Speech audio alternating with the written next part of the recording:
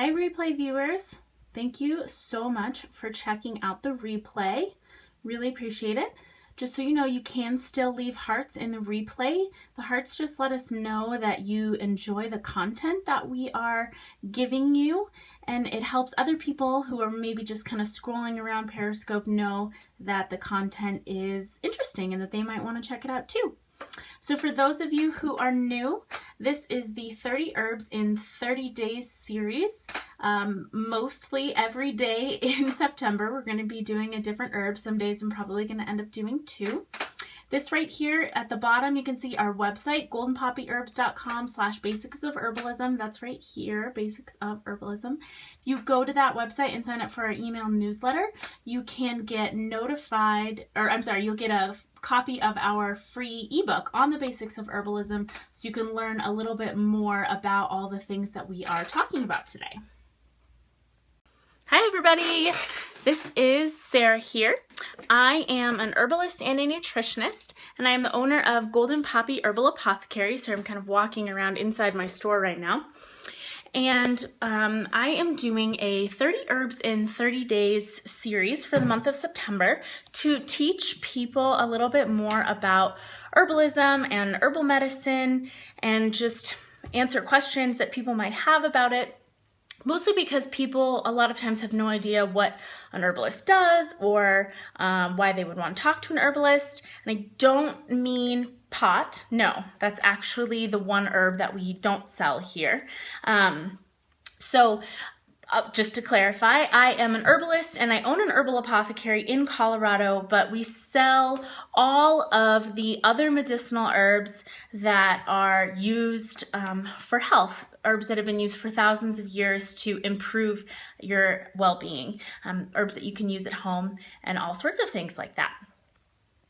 So just for those of you who are new, if you want to say hello and tell me where you are from and just tell me that you're new, that would be awesome. So you can just kind of get a sense of those of you who are checking things out. From Holland, awesome, and new, cool, great. And those of you that are following, that is awesome. Thank you so much. I'm glad you're really enjoying what we are talking about. New from Utah, Florida. You need herbs, awesome. Yes, in Holland you do also smoke a lot of weed. This is true.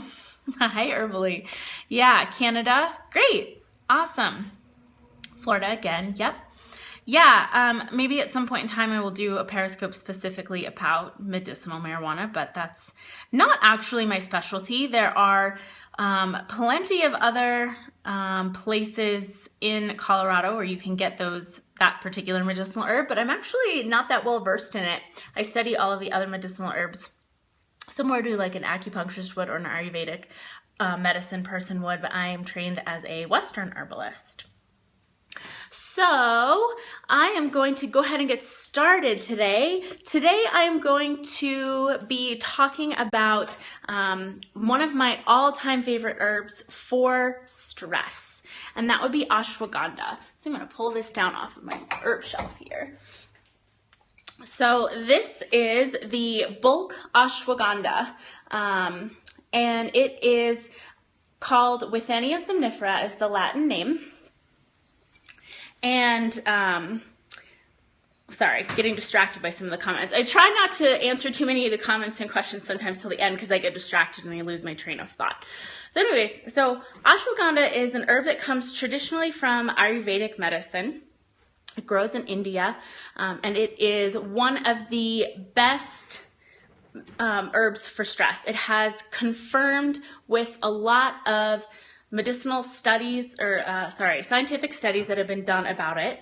I know I can block people that are jerks, yes. Usually those are real hearts, and usually I do block people if they've made more than one rude comment. Usually people leave one comment and then they disappear, and that's fine. Hence, the downside of putting yourself out in the world all the time. Anyways, back to ashwagandha.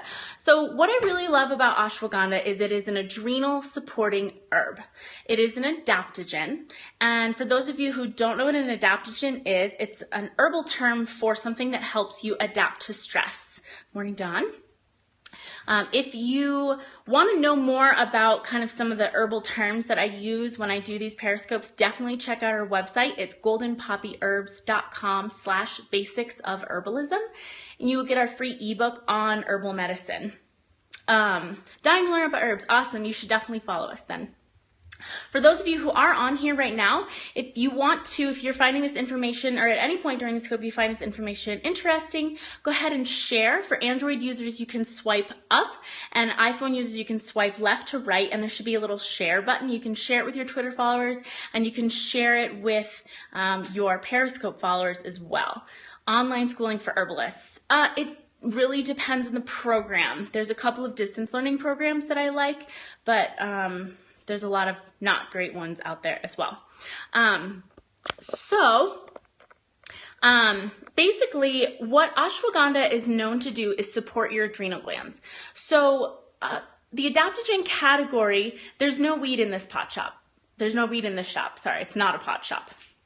All the other medicinal herbs. So what ashwagandha does is it supports your adrenal glands.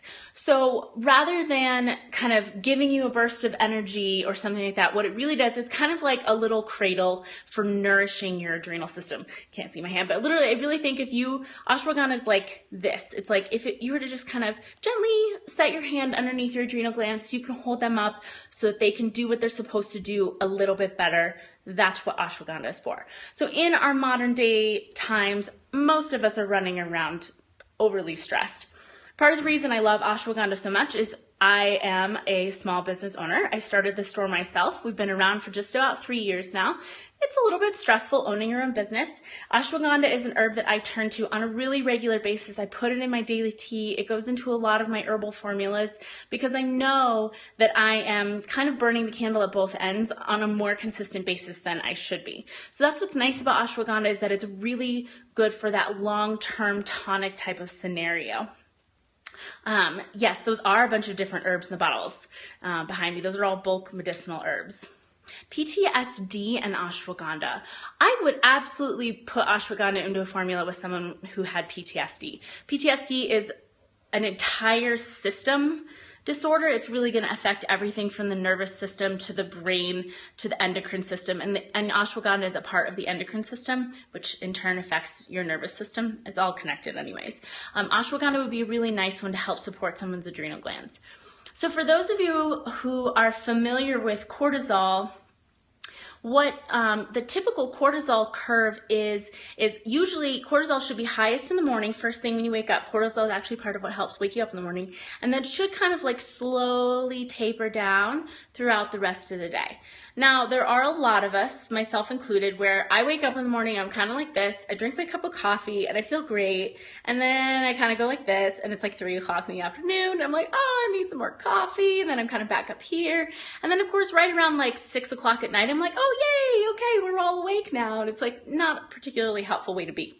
So what ashwagandha does is it over time helps reset your body's cortisol curve so that you can have a more normal pattern where you're more alert during the daytime, and then as the evening time starts to come, you taper off with your energy as you get prepared to go to bed. So again, long-term, ashwagandha is going to be the most supportive thing you can do for your adrenal glands. Some of the things that we use ashwagandha for in the store, so we do have just the bulk herb. So we put this into people's tea formulas a lot. We custom formulate tincture blends, which tincture is an alcohol extract of herbs that makes it really condensed. It's a really easy way to take things. So we'll put ashwagandha into tincture formulas. You can get ashwagandha at most of your local natural food stores. I highly recommend that you go for something like a tincture or a tea. Capsules can be helpful, but you have to know which company. For shift workers, yeah, I actually think ashwagandha would be really, really good for shift workers as well, because shift workers are forcing their systems to be in a different pattern than most people are typically experiencing, and that's really taxing in the adrenal system. So ashwagandha would be a really good one for someone doing shift work. Nurses, doctors, people who are working long, intense hours. Back when I was still serving, if I had had ashwagandha, I probably wouldn't have ended up as such a stress case. We all know how running around in a really busy restaurant can make you overly stressed. It's a really good one for people during school when they have lots of tests and all sorts of things like that. And I'm seeing myself be a little choppy here, so I'm going to go ahead and see if I can't turn off my wireless and get, it's being really, my internet connection's being a little goofy today. It's Labor Day and I would have expected not too many people to be on, but here we go. Okay, there we go. For supporting the adrenals. One of the things that we make it into in our store is we have this blend called De-Stress Tea. Now this is exactly what it sounds like. This is a tea for anyone who feels like they have stress on a really consistent and ongoing basis. All the herbs that are in here are going to be helpful for supporting your adrenal system, for nourishing your nervous system, and kind of just overall helping you get through the stressful times a little bit better. So the herbs that are in here, we've got ashwagandha, we've got hawthorn, which is really specific for your heart. There's linden, again, good for your heart and your nervous system. Rose, oat straw, and peony root. So really lovely, tasty blend, something that's great for the overall system. So it's kind of my little synopsis about ashwagandha. Those of you who are watching, thank you definitely. If you're enjoying the information, if you just want to go ahead and share, you can swipe up on an Android or left to right on an iPhone and hit the share button. And that lets everyone know that you are watching something that you enjoy. So for those of you who are watching live, what other questions might you have? Someone asked about PTSD. That was a really good one. I use this one for adrenal fatigue. Any recommendations for herb schools? Which country are you in that you're asking about herb schools? Colds, Dawn. Yeah, we'll have to keep watching. You're in Canada. So I know there's definitely some herbal programs in Canada. I'm not too familiar with the ones in Canada because I'm in the United States. But good resources, you know, the American Herbalist Guild website has a listing of a lot of the herbal education schools that are around the country that they have vetted the information. They know that the people coming out of those programs are really well trained. The program that I went to was one in Boulder, Colorado called the Colorado School of Clinical Herbalism. So I'm a clinically trained herbalist and nutritionist. And someone asked about colds. I'm going to be talking about some herbs that are good for colds and flus later, so you'll just have to keep checking in. And I know you're here every time, Dawn. Any other questions about herbs for stress or ashwagandha? And for those of you who are watching the replay, if you have questions as well, feel free to check out our website. It's goldenpoppyherbs.com. And you can send us an email from the contact page. Have to take this stuff long term for it to work. You know, ashwagandha is definitely going to be better as a long-term herb, but I do notice it helping my entire system kind of feel a little bit more nourished and supported after when I first take it. So it's going to be helpful right away, yes, but it's not like ginseng. Ginseng's a really strong herb, by the way. A lot of herbs you do feel a little bit more immediate effects from. Ashwagandha is a little bit more subtle than that. I do feel like it helps, like when I'm feeling overly stressed, having some ashwagandha in tea or in tincture really helps kind of bring my system down, so it kind of just calms everything a little bit better. But over time, it's going to be a better herb to use on a really consistent basis, especially if you're someone who experiences chronic stress, like most of us experience in this day and age. Taking ashwagandha on a daily basis is going to serve you really well. So, all right, everyone, thank you so much for contraindications. There are always contraindications with herbs. People can be allergic to herbs, so that's really one of the biggest things to know, is that you never know exactly what's going to happen when someone takes an herb. People always have weird things that happen. That's the only way I can explain it. Ashwagandha is a part of the nightshade family. So anyone who's allergic to potatoes or tomatoes or bell peppers or spicy peppers or eggplants, that entire plant family can sometimes be really problematic for people. So ashwagandha is one in that plant family. It's good to watch out for that.